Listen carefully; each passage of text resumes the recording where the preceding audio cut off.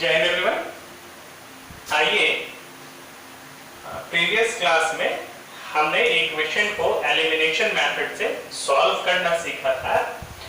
इस क्लास में हम कुछ वर्ड प्रॉब्लम्स को मैथमेटिकली रिप्रेजेंट करना सीखेंगे और फिर उनको सॉल्व किया जाए, इस बात को भी रिवाइज करेंगे। आइए स्टार्ट करते हैं। हमने यहाँ एक्सरसाइज 3.4 का क्वेश्चन नंबर 2 का फर्स्ट क्वेश्चन लिखा हुआ है ना। अब देखिए इसको हम प्रोसीड कैसे करेंगे, यहां हम इस बात को समझते हैं। तो फर्स्ट ऑफ ऑल हमें क्या करना पड़ेगा? फर्स्ट ऑफ ऑल हम ये करेंगे कि इक्वेशन में या जो स्टेटमेंट गिवन है उसमें पहले जो टू अननोन्स हैं पहले उसको ढूंढेंगे और फिर जब हमें मालूम चल जाए तो उन्हीं अननोन्स को पहले हम सपोज करेंगे। अब जैसे देखिए यहां है, if we add 1 to the numerator. अब आप ये देखिए यहां न्यूमरेटर क्या है ये हम नहीं जानते हैं, and subtract 1 from the denominator. अब देखिए what is the denominator, we don't know. A fraction reduces, मतलब यहां आप इसको बिकम्स की तरह ट्रीट कर सकते हैं। A fraction becomes 1। तो फ्रैक्शन मालूम ना है, आप ये भी कह सकते हैं कि फ्रैक्शन मालूम नहीं है। तो फ्रैक्शन मालूम करना कोई बड़ी बात नहीं है। अगर आप न्यूमरेटर जान रहे हो और डिनोमिनेटर जान रहे हो तो न्यूमरेटर बाय डिनोमिनेटर कर देंगे, फ्रैक्शन इजीली फाइंड हो जाएगा, है ना। तो सबसे पहले हमने क्या किया, हमने वो बेसिक दो अननोन टर्म्स फाइंड किए जो हमें यूज करने हैं। आइए हम उनको सपोज कर लेते हैं। देखिए लेट, ये हम कर रहे हैं इसका solution. Let the numerator equals to x and the denominator equals to y. Therefore fraction क्या हो जाएगा बताइए? हाँ, यस, फ्रैक्शन हो जाएगा x by y। तो जहां कहीं भी आप क्वेश्चन पढ़िए और आपने ये देखा कि वो फ्रैक्शन बेस्ड क्वेश्चन है तो आप ये समझ लीजिए कि उसमें ये तीन टर्म्स जो होंगी, ये तीन लाइन 1 2 3 ये सब में आएगा, है ना। अब चलिए, अब हमें इक्वेशंस फाइंड करना है। तो इक्वेशंस फाइंड करने के लिए हमें स्टेटमेंट को बहुत ध्यान से पढ़ना होगा ताकि हम उसको अलजेब्रिकली रिड्यूस कर पाए। देखिए क्वेश्चन कह रहा है कि अगर हम ऐड कर दें, किसको भाई? 1 ऐड कर दें, किसमें? न्यूमरेटर में, है ना। इसको हम कहते हैं अकॉर्डिंग टू क्वेश्चन। तो ये देखिए हमारा फ्रैक्शन क्या है? x by 1 है ना। तो हम जो भी ऐड या सब्ट्रैक्ट करेंगे वो अपने ओरिजिनल फ्रैक्शन में ही करेंगे। ये देखिए इसके लिए पहले हमने तो ये फ्रैक्शन लिख लिया। अब हम ये पढ़ते हैं कि क्वेश्चन क्या कह रहा है। देखिए ये कह रहा है कि अगर हम ऐड करते हैं 1 किसमें? न्यूमरेटर में। तो चलिए भाई हमने न्यूमरेटर में 1 ऐड कर दिया। फिर क्या कह रहा है? कह रहा है और अगर हम सब्ट्रैक्ट कर लें 1 किससे? डिनोमिनेटर से। तो ये देखिए ये है डिनोमिनेटर, इससे हमने 1 सब्ट्रैक्ट कर लिया। तो क्वेश्चन कह रहा है तब ये फ्रैक्शन क्या हो जाएगा? 1 हो जाएगा। हाँ भाई तब ये फ्रैक्शन 1 हो जाएगा। अब आप जानते हैं इसको क्रॉस मल्टीप्लाई कर लीजिए। ये यहाँ कुछ नहीं है ना, तो आसान करने के लिए मैं बता रहा हूं, यहाँ भी आप 1 सपोज कर दिए। अब कीजिए x प्लस 1 को 1 से मल्टीप्लाई कीजिए तो ये आ जाएगा x प्लस 1, और इस 1 को y माइनस 1 से मल्टीप्लाई कीजिए तो ये आ जाएगा y माइनस 1। अब क्या करें, अब आप जानते हैं ना कि टर्म्स को पहले प्रॉपर ऑर्डर में अरेंज कर लेंगे। इट मींस जो वेरिएबल वाला टर्म है उसको लेफ्ट साइड में कर लीजिए और जो कांस्टेंट वाला टर्म है उसको राइट साइड में कर लीजिए। तो देखिए 1 यहाँ प्लस में है, इसको जब हम लेफ्ट साइड में शिफ्ट करेंगे तो ये माइनस में आ गया, और ये देखिए यहाँ तो -1 है, और ये जो एक कांस्टेंट है 1, इसको भी हम कांस्टेंट वाले साइड में कर लेते हैं। तो ये प्लस है तो इधर आके माइनस हो गया। अब बताइए क्या आया, अब ये आया है हमारे पास x माइनस 1 इक्वल्स टू -2। ये देखिए ये हो गया फर्स्ट इक्वेशन, है ना। अब फिर सेकंड इक्वेशन को हम समझेंगे, एक बार फिर से हम देखेंगे ऑल्सो अकॉर्डिंग टू क्वेश्चन। फिर समझने की कोशिश कीजिए। देखिए इट मींस ये फ्रैक्शन, फिर इट बिकम्स 1/2, जहां बिकम्स लिखा हो, शैल लिखा हो, विल लिखा हो, इस तरह से, तो इक्वेशन में आप उसको समझ सकते हैं कि वो इक्वल है और उसके बाद वाला रिलेशन आएगा। तो देखिए फ्रैक्शन बिकम्स 1/2, फ्रैक्शन 1/2 हो जाएगा ना, तो ये फाइनल रिजल्ट है, मतलब ये RHS में लिखा जाएगा। लेकिन कब हो जाएगा, इस कंडीशन को पहले समझिए। बोल रहा है फ्रैक्शन हो जाएगा। चलिए फ्रैक्शन की बात हो रही है तो पहले हम अपने फ्रैक्शन को लिख लें। यही है हमारा फ्रैक्शन, याद रखिएगा, है ना। अब देखिए क्या कह रहा है, बोल रहा है अगर हम ओनली ऐड करें, ओनली ऐड, ये देखिए कुछ छूटा हुआ है, only add 1 to the denominator, ये यहां छूट गया था, है ना। अगर हम ओनली ऐड करें 1, किसमें ऐड करना है, डिनोमिनेटर में, तो चलिए डिनोमिनेटर में ऐड कर दिया।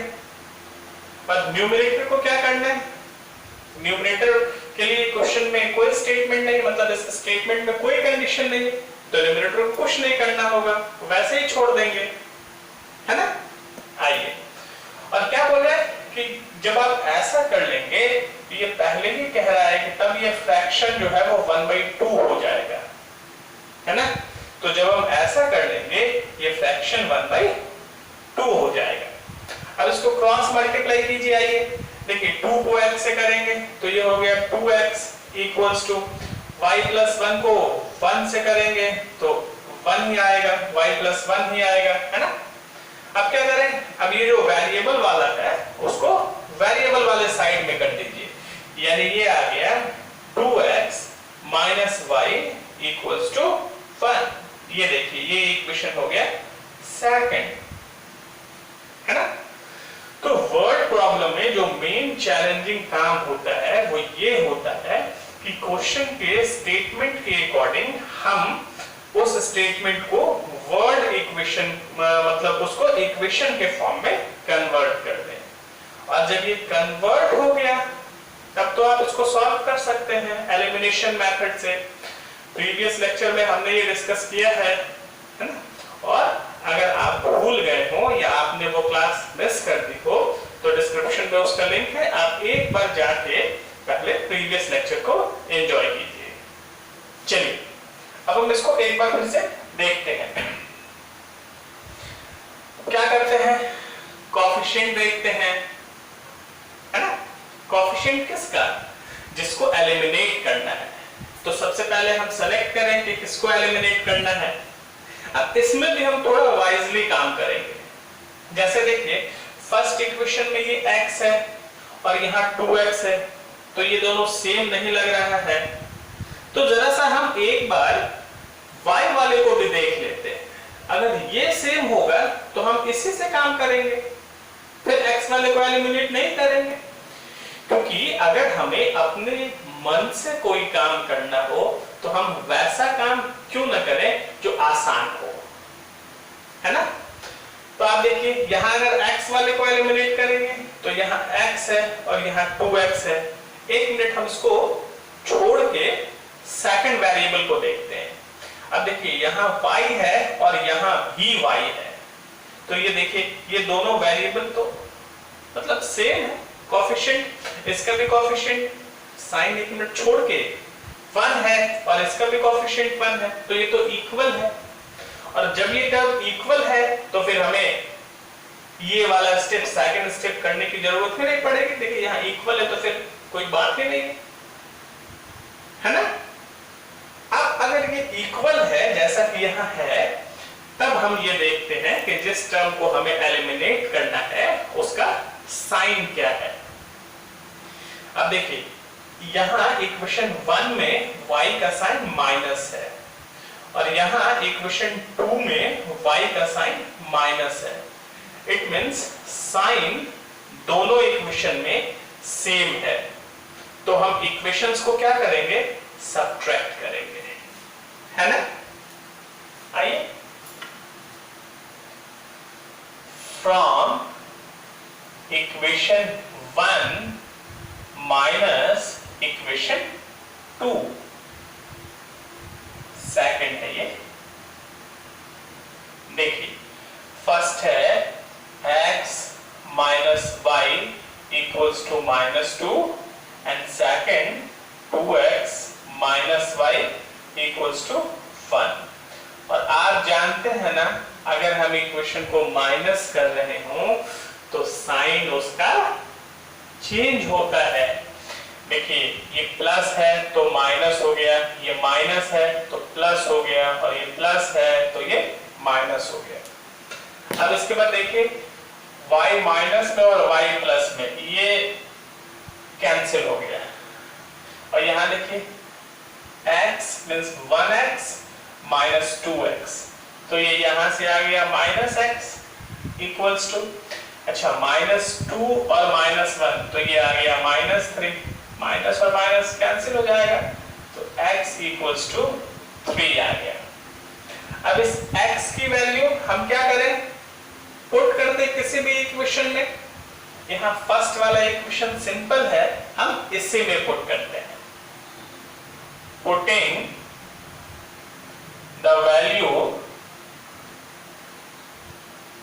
Of x in equation 1। अब देखिए इक्वेशन 1 क्या है, x -2 x minus y equals to -2।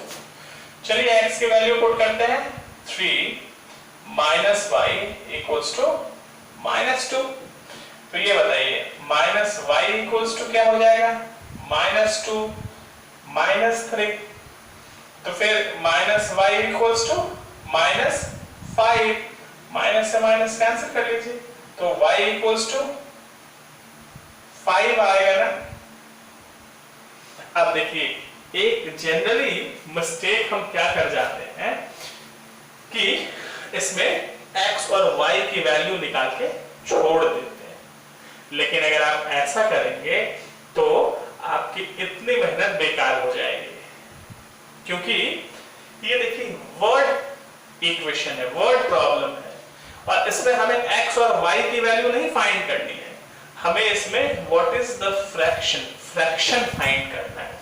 तो x y निकाल के अगर यहाँ पर आपने छोड़ दिया है तो पूरा काम करते हुए भी आपके हाफ मार्क्स कट ही जाएंगे। तो इसको क्या करें, देयरफॉर हम लिख लेते हैं फ्रैक्शन इक्वल्स टू, फ्रैक्शन क्या है बताइए, x by y है ना, fraction equals to x by y, it means 3/5। ये हो गया हमारा आंसर, है ना। इस तरह से वर्ड प्रॉब्लम में जो मेन चैलेंजिंग टास्क है वो ये है कि स्टेटमेंट को हम मैथमेटिकली कैसे एक्सप्रेस करें।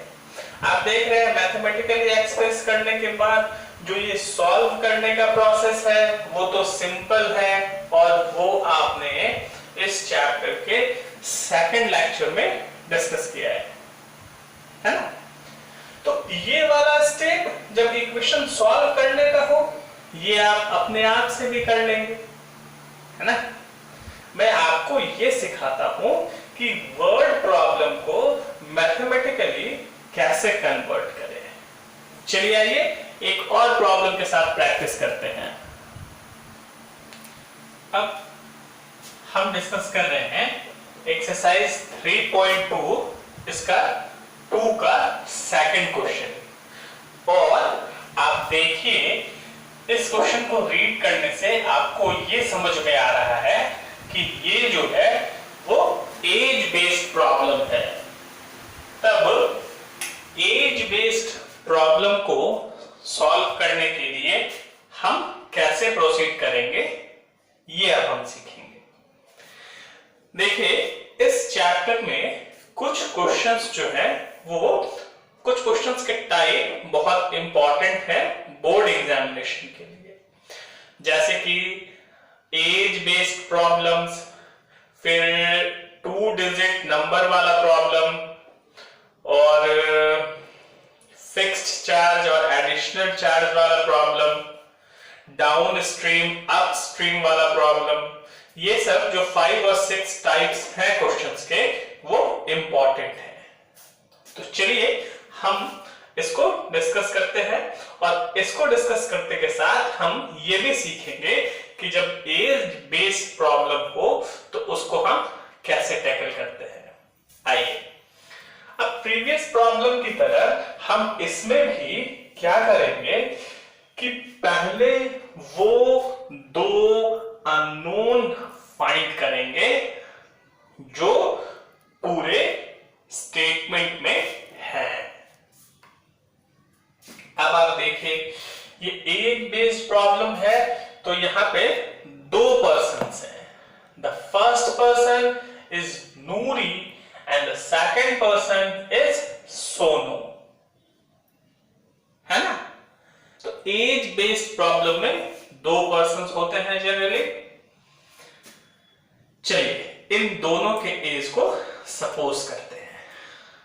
अब इसमें एक छोटी सी बात और ध्यान में रखिएगा कि जब भी हम सपोज करते हैं तो जनरली हम उनका प्रेजेंट एज सपोज करते हैं।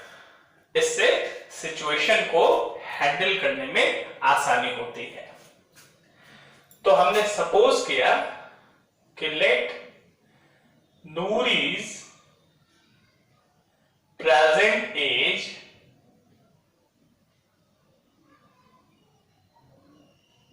equals to x years and Sonu's present age equals to 1 years। हाँ, अब देखिए 2 हमें स्टेटमेंट्स भी ढूंढने हैं, 2 सिचुएशंस भी ढूंढने हैं जिस पर बेस्ड हम 2 इक्वेशन फॉर्म कर सके। तो जो फर्स्ट सिचुएशन है वो स्टार्ट कर रहा है 5 years ago, इट मींस 5 साल पहले। तो अभी अगर आप सपोज कीजिए कि मेरी एज 35 है, तो 5 साल पहले मेरी एज कितनी रही होगी? ऑब्वियसली 5 माइनस करेंगे, है ना। अब एक चीज देखिए इसमें 5 years ago, यहां कॉमा भी दिया हुआ है, और अगर कहीं कॉमा ना हो तो आप अपने मन से वहां कॉमा कर लीजिएगा, इससे सिचुएशन इजीली हैंडल कर पाते हैं हम। तो जब 5 years ago है तो पहले हम क्या करेंगे, इसके पहले कि हम स्टेटमेंट में आगे जाएं, पहले हम इन दोनों पर्सन की एज 5 years पहले फाइंड कर लेते हैं, क्योंकि रिलेशन तो 5 years पहले का है ना। तो फर्स्ट ऑफ ऑल हम इन दोनों को 5 years बैक ले जाते हैं। ये देखिए 5 years ago। अब आप ये बताइए, अगर नूरी की प्रेजेंट एज x है तो 5 years ago नूरी की एज कितनी रही होगी? हाँ भाई, अगो मीन्स पहले, यानी माइनस करना होगा x माइनस 5 years। और सोनू की एज कितनी रही होगी? ऑब्वियसली इसको भी 5 years बैक करना पड़ेगा ना, तो इसमें से भी माइनस करना पड़ेगा। चलिए, ये हमने क्या किया, ये हमने 5 years ago दोनों की एज फाइंड कर ली।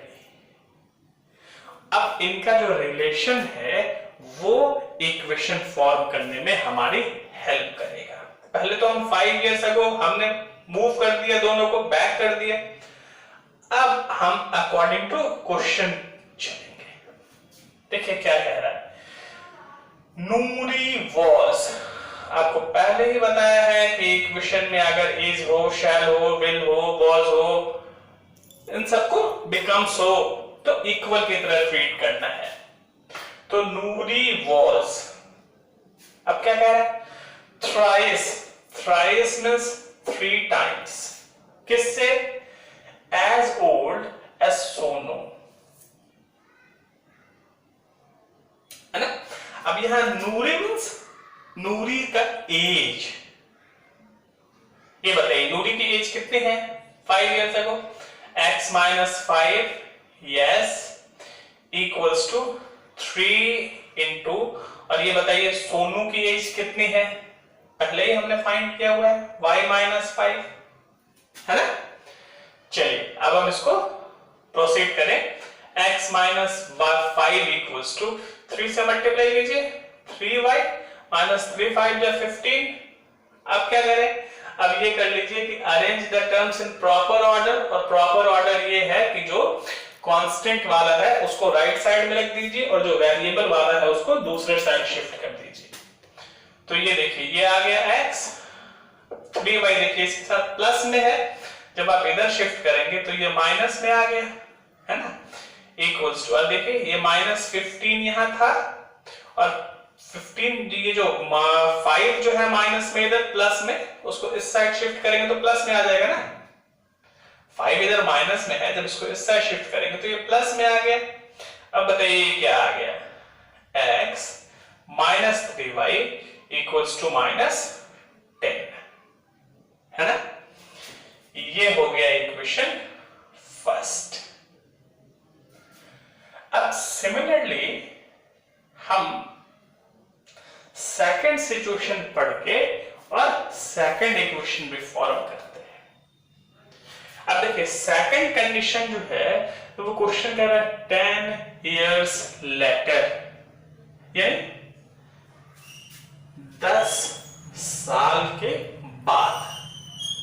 तो लेटर हो सकता है या फिर कहीं कहीं इसके लिए हेंस, HENC हेंस भी यूज करते हैं, उसका भी मतलब लेटर या आफ्टर होता है।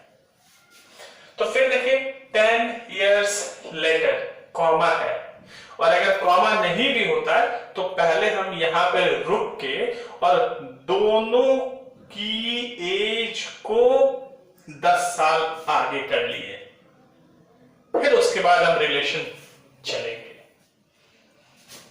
देखिए 10 years later, लेटर का मतलब होता है बाद, बाद का मतलब आगे। फॉर एग्जाम्पल अभी अगर मेरी एज 35 है तो फिर 10 साल के बाद मेरी एज कितनी होगी? तो 35 प्लस 10 45। आइए पहले तो हम इन दोनों को 10 years later एज फाइंड कर लेंगे कि देखिए नूरीज एज इक्वल्स टू, अभी इसकी अच्छा एक चीज और है कि जब भी हम प्लस करेंगे या माइनस करेंगे तो हम प्रेजेंट एज में करेंगे, है ना। अब देखिए नूरी की एज, प्रेजेंट एज कितनी है x, और 10 साल के बाद मालूम करनी है आपको, तो x प्लस 10 हमने कर लिया।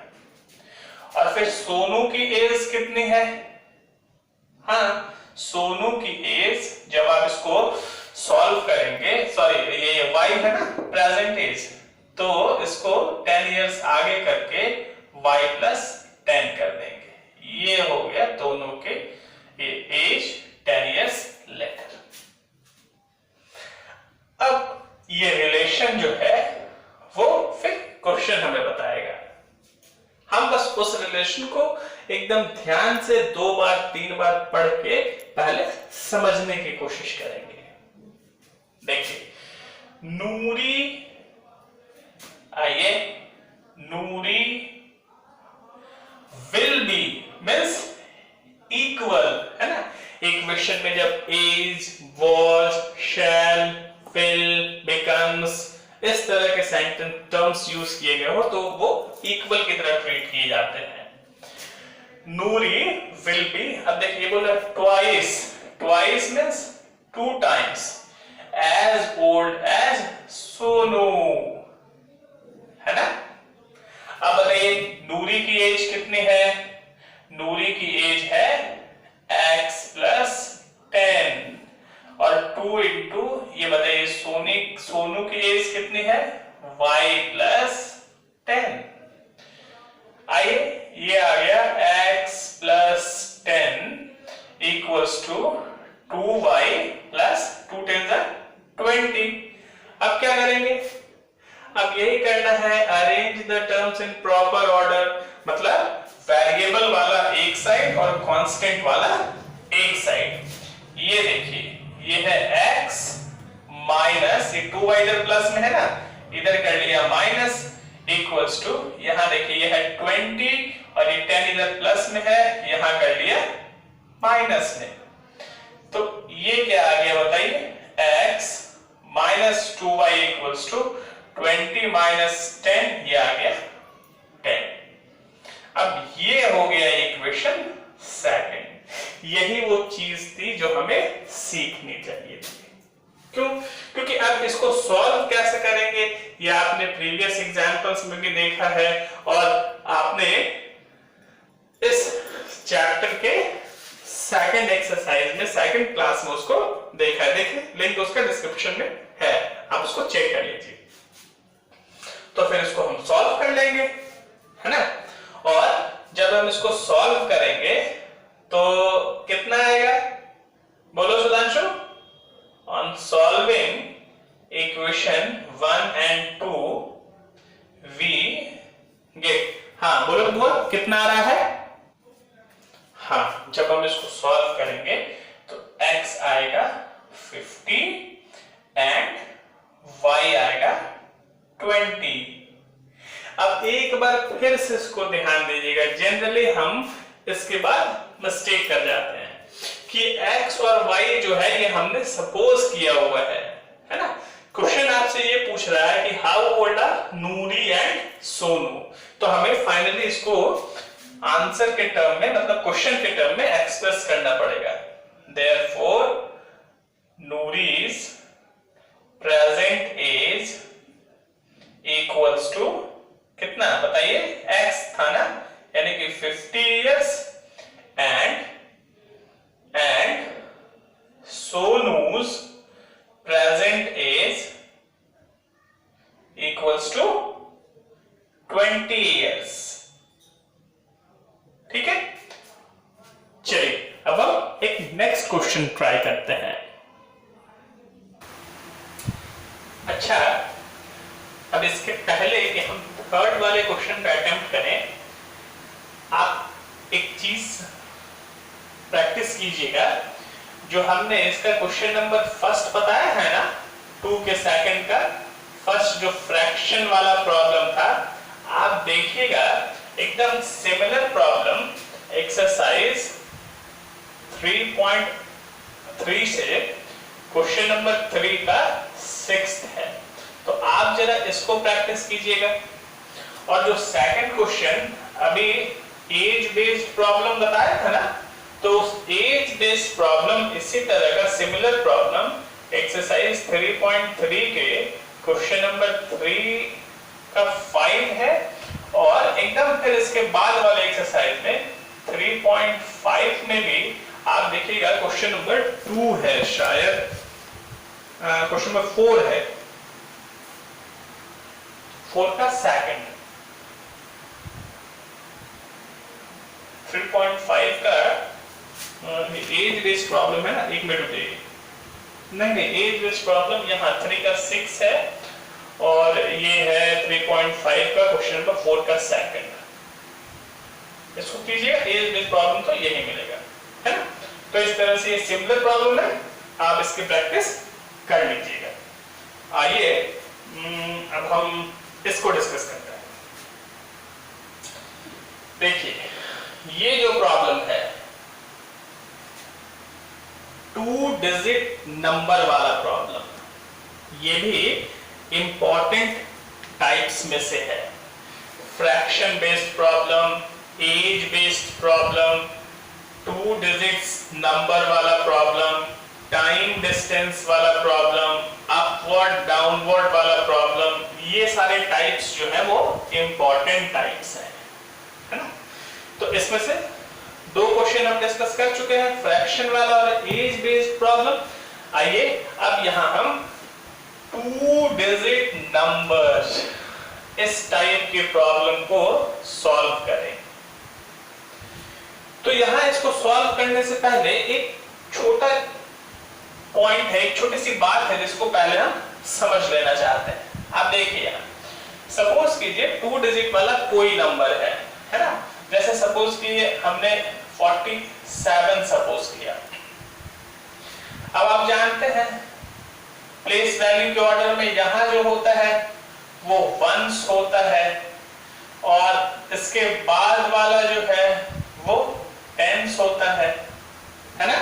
और जब प्लेस वैल्यू लिखते हैं तो टेंस वाले को 10 से मल्टीप्लाई करनी होती है, वंस वाले को भी 1 से मल्टीप्लाई करनी होती है, लेकिन 1 से मल्टीप्लाई करने पर कोई फर्क नहीं पड़ता, इसलिए हम इसको मल्टीप्लाई नहीं भी करते। अब तो नंबर हमें कैसे मिलेगा? देखिए 7 को 1 से मल्टीप्लाई किया तो 7 और 4 को 10 से मल्टीप्लाई किया तो 40 और फिर इसके बाद इसको अगर हम ऐड करते हैं तो ये नंबर मिल जाता है ना।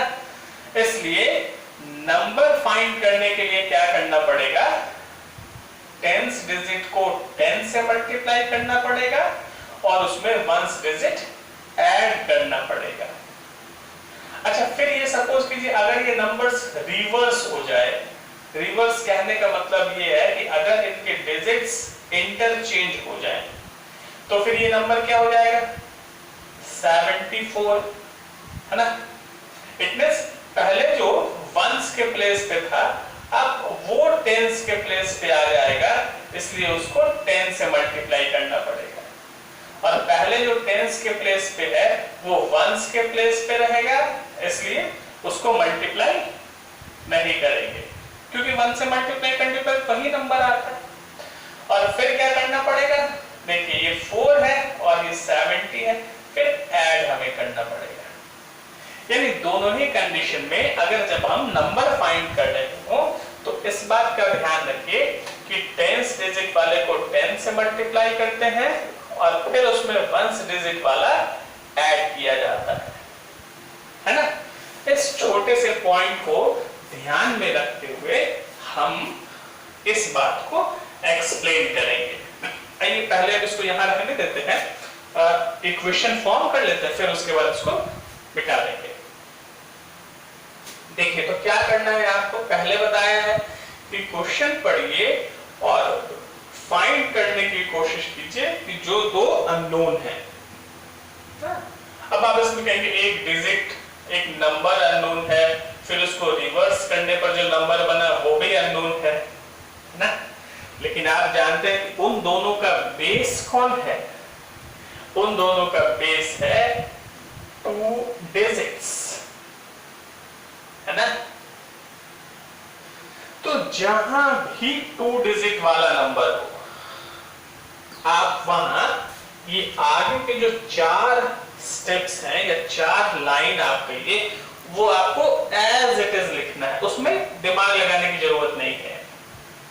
क्या करें उसमें?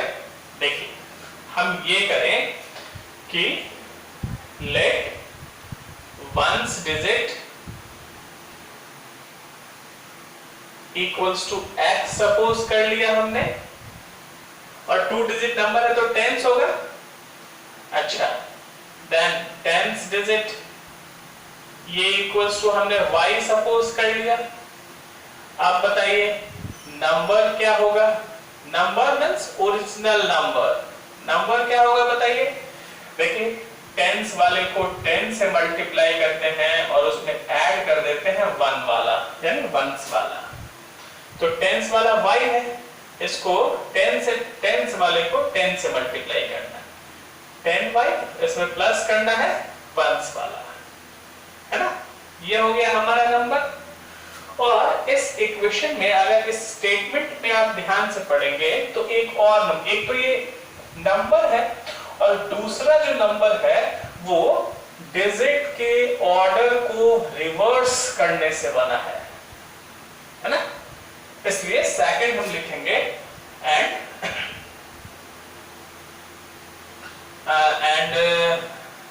Number obtained by reversing the order of digits। ये क्या होगा बताइए? इसी तरह से करना है, जो वंस था वो टेंस हो जाएगा, जो टेंस है वो वंस हो जाएगा। यानी यहाँ देखिए 10y था ना, तो अब इसके बाद 10x हो जाएगा। और यहाँ देखिए फिर ये y जो है यहाँ टेंस था तो यहाँ इसको वंस बना लेंगे। यानी इन दोनों का पोजीशन जो है वो इंटरचेंज कर जाएगा, x टेंस की जगह चला आएगा और y वंस की जगह चला आएगा। देखिए x देखिए यहाँ टेंस की जगह चला आया, इसलिए 10 से मल्टीप्लाई हो गया, और y देखिए वंस की जगह चला आया, और बाकी प्लस तो करते ही है ना? तो इस तरह से अगर 2 डिजिट नंबर वाला क्वेश्चन हो तो ये 1 2 3 और 4, ये 4 स्टेप्स या फिर ये 4 लाइन जो है ये आपको सबके साथ जाएंगे।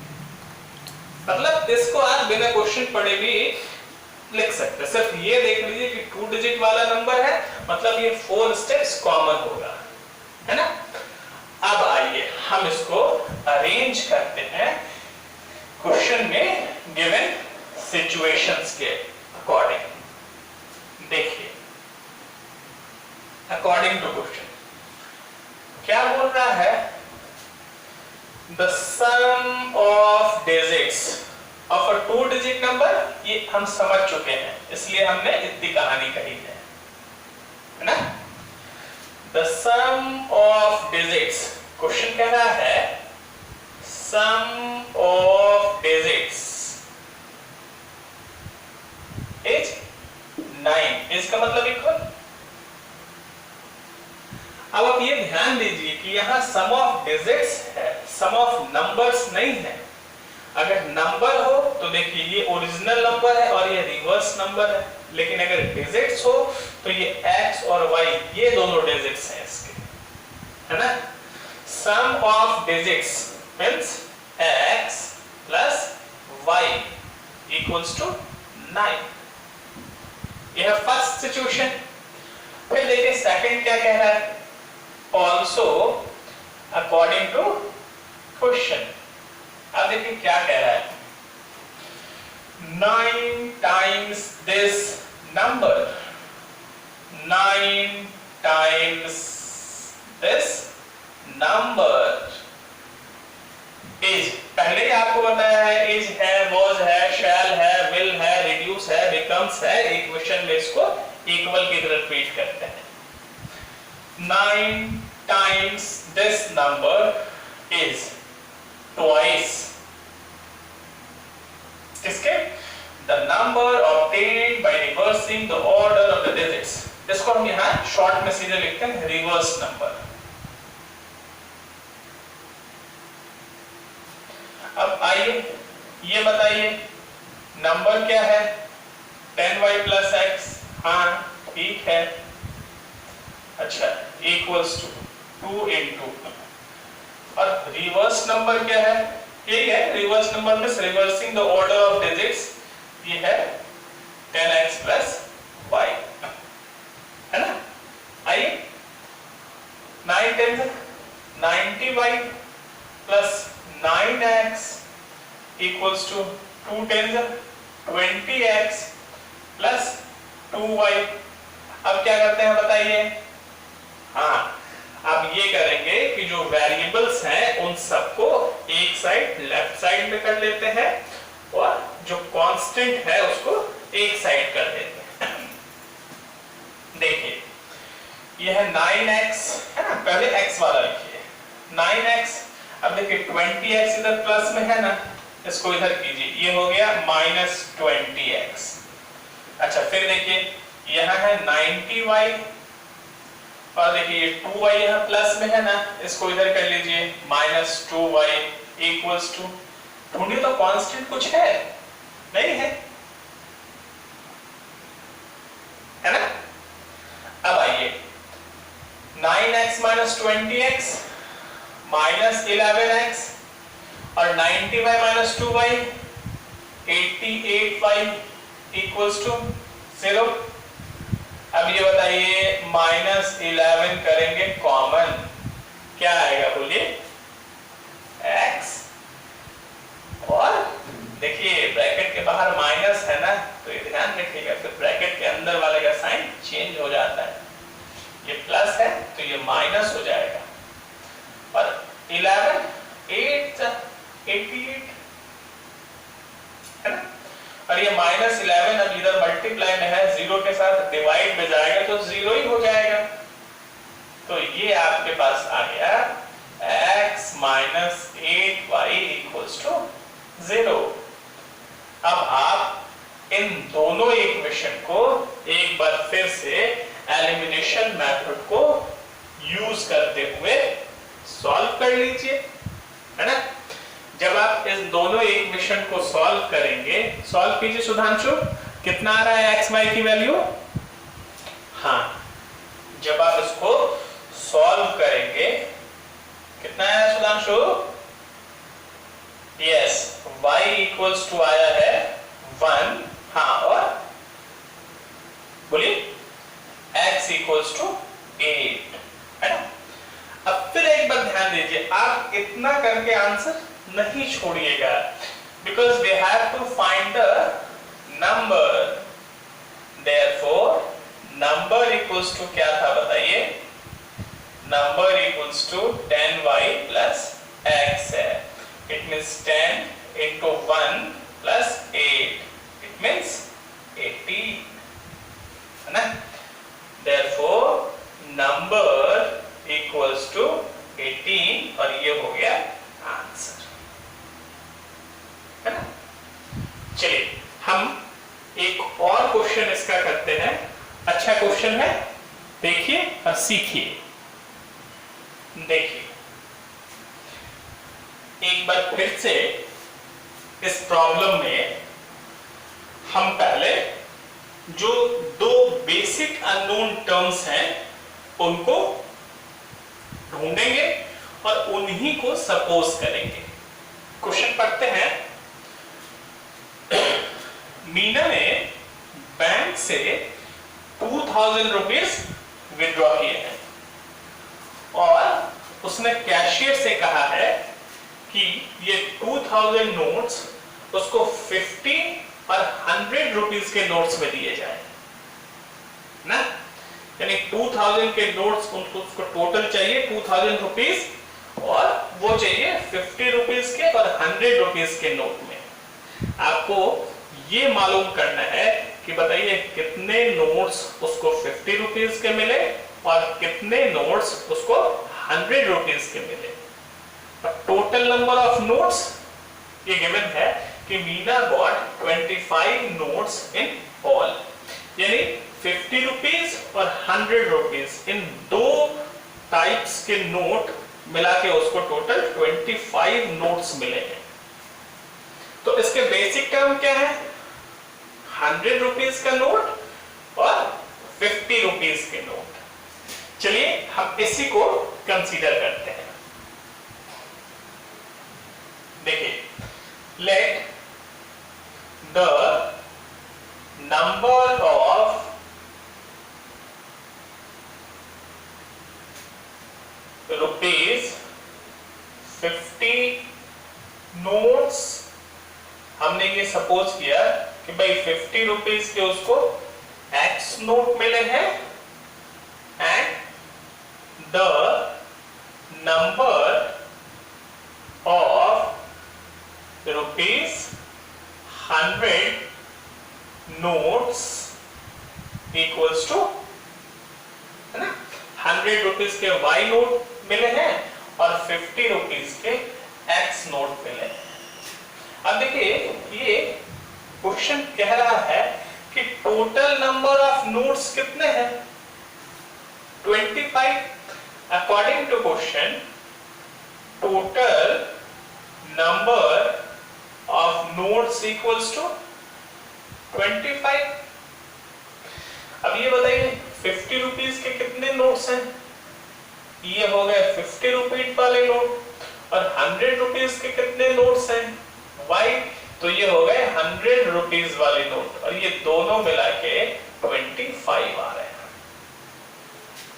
अच्छा, और ये दोनों जो नोट है इसको मिला के टोटल अमाउंट कितना हो रहा है, कितना पैसा निकालने गई है वो, टोटल अमाउंट, ये देखिए क्वेश्चन कह रहा है कि टोटल अमाउंट इक्वल्स टू 2000।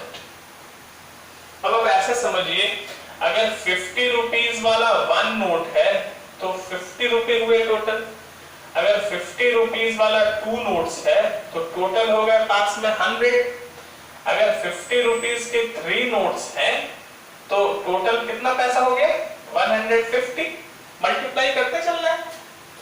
अब सिमिलरली समझिए आप कि 50 रुपीज के अगर एक्स नोट है तो 50 रुपीज वाले नोट से कितना पैसा हुआ 50x, और 100 रुपीज वाले वाई नोट है तो 100 रुपीज वाले से कितना पैसा हुआ 100y, और ये दोनों मिला के 2000 रुपीज हो रहा है ना। अब क्या करें बताइए, 50 कॉमन कर लेते हैं। आइए, ये 50 हमने कॉमन किया तो यहां आया x और यहां है 2y इक्वल्स टू 2000, है ना। आप देखिए 50 से ये कैंसिल कीजिए 40 टाइम्स आ जाएगा, है ना। तो ये x plus 2y equals to 40। फिर देखिए ये दोनों इक्वेशंस हमने सॉल्व कर लिए। अब आप क्या कीजिए, इन दोनों इक्वेशन को सॉल्व कर लीजिए, वैसे ही एलिमिनेशन मेथड को फॉलो करते हुए। बोलिए सुधांशु, सॉल्व कीजिए तो इसको कितना आ रहा है। हाँ, इसको जब हम सॉल्व करेंगे, ऑन सॉल्विंग x कितना आ रहा है वो 10 और y 15। 15 को 2 से मल्टीप्लाई करें तो 30 हो गया और 10 40, ठीक है, सही है बाबू। फिर यहां तक करके नहीं छोड़ेंगे, है ना। फाइनली हमें ये देखिए पूछ रहा है तो हमें लिख देना पड़ेगा। Therefore, the number of rupees 50 notes equals to, देखिए हमने x सपोज किया था और x है 10 and the number of rupees 100 notes equals to कितना 5 और y कितना 50। हाँ, अब आप इसको चेक भी कर सकते हैं। देखिए 50 रुपीज का 10 नोट है तो ये 500 हो गया और 15 का ये 100 है तो ये 1500 हो गया। आप जब इसको कर देंगे तो टोटल 2000 आ गया, है। चलिए, अब इसको आपने सॉल्व किया। अब हम लास्ट क्वेश्चन इसका डिस्कस कर रहे हैं जो इंपॉर्टेंट है, और ये क्वेश्चन जो है वो एक नए कॉन्सेप्ट को इंट्रोड्यूस करता है। फिक्स्ड चार्ज और एक्स्ट्रा चार्ज वाले क्वेश्चन कैसे बनेंगे, चलिए हम इसको देखते हैं।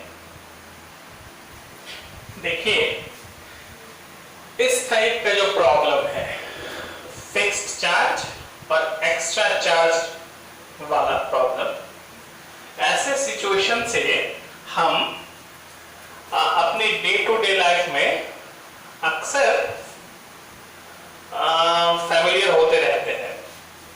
ये जो एक प्रॉब्लम है उससे आप एकदम फैमिलियर होंगे, क्योंकि ये कहानी आपके स्कूल की है, आपके स्कूल लाइब्रेरी की है।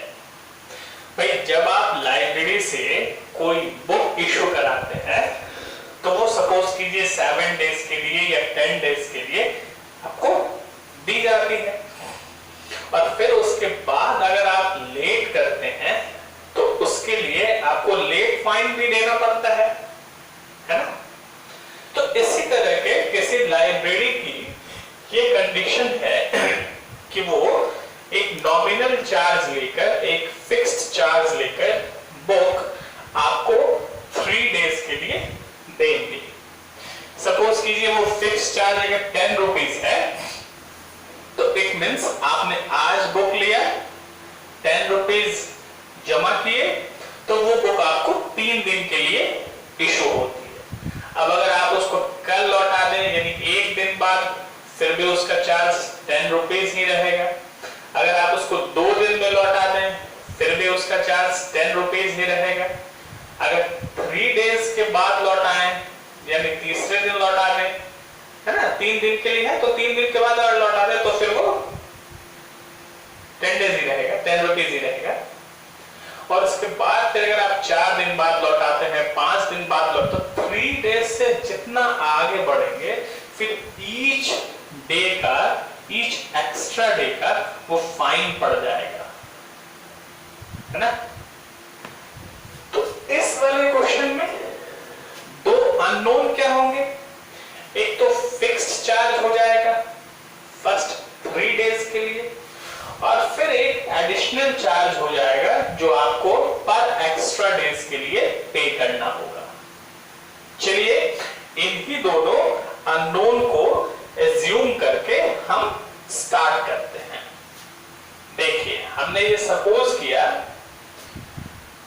Let the fixed charge for, बताइए, 3 days, fixed charge for 3 days. ये हमने सपोज कर लिया कि उसका फिक्स चार्ज x रुपीज है ना, और जो उनका and the extra charge equals, extra charge per day लिख लेते हैं, इक्वल्स टू, यहाँ x का रुपीज x लिखिए एंड यहाँ हो जाएगा रुपीज y। ठीक है। अब 2 इक्वेशन बनाने हैं तो इसके लिए 2 कंडीशंस भी गिवन होने चाहिए। आप देखिए ये फर्स्ट कह रहा है there is a student name Sarita, और अ पर्सन हम यहाँ सीधे कहते हैं, अ पर्सन सरिता, उसने 27 रुपीज पे किया है। बुक उसने कितने दिनों तक रखा है, 7 डेज के लिए, है ना।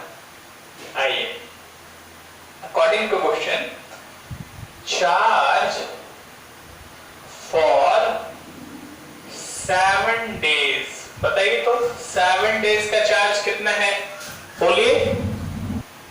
हाँ, 7 डेज का चार्ज है 27। अब आप बताइए कि जो 7 डेज है उसमें 3 डेज का चार्ज तो फिक्स है, और वो कितना है, x। तो ये देखिए ये हो गया 3 डेज का चार्ज। अब एक्स्ट्रा कितने दिन इसने बुक रखा है, 7 डेज रखा है, इसमें 3 डेज तक का तो फिक्स है, तो फिर 7 - 3 यानी 4 डेज उसने एक्स्ट्रा रखा है। अब ये फाइन अगर पर डे रुपीज y हो तो 4 डेज का कितना हो जाएगा, 4y इक्वल्स टू 27। ये देखिए इक्वेशन 1 बन गया। और फिर there is another person who kept this book for 5 days and she paid अब इस 5 डेज में भी देखिए जो फर्स्ट 3 डे है डेज उसका तो चार्ज फिक्स है x।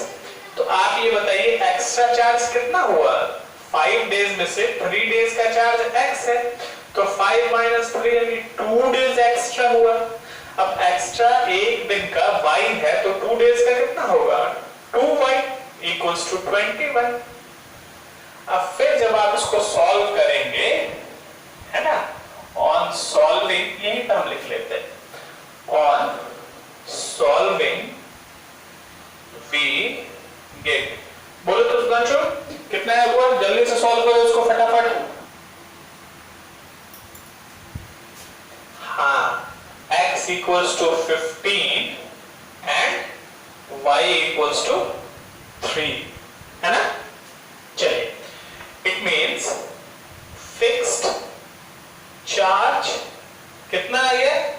ये फिक्स्ड चार्ज है 3 डेज के लिए। तो ये जो फिक्स्ड चार्ज है वो है ₹15, और जो एक्स्ट्रा चार्ज है per day, extra charge per day वो कितना है? वो आ गया ₹3। इस तरह से ये हमने एक मेथड सीखा, एलिमिनेशन मेथड, है ना। इसके प्रीवियस पार्ट में हमने एलिमिनेशन मेथड की हेल्प से इक्वेशन को सॉल्व करना सीखा है, और इस पार्ट में हमने इक्वेशन मेथड की हेल्प से पहले तो वर्ड प्रॉब्लम रिड्यूस करना सीखा है, और फिर उसको इक्वेशन मेथड की हेल्प से, एलिमिनेशन मेथड की हेल्प से सॉल्व करना सीखा है ना। चलिए, अब हम नेक्स्ट पार्ट में एक दूसरे मेथड, सब्स्टिट्यूशन मेथड की चर्चा करेंगे।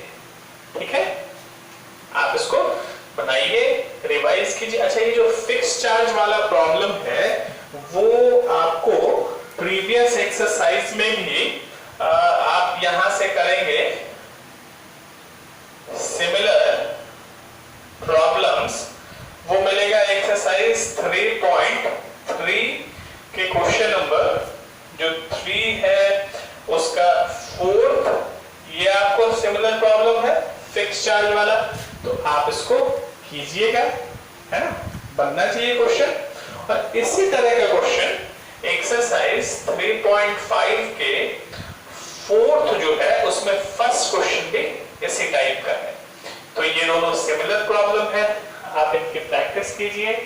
नेक्स्ट क्लास में हम एक दूसरे मेथड के साथ मिलते हैं। टिल देन, जय हिंद एवरीवन, थैंक यू।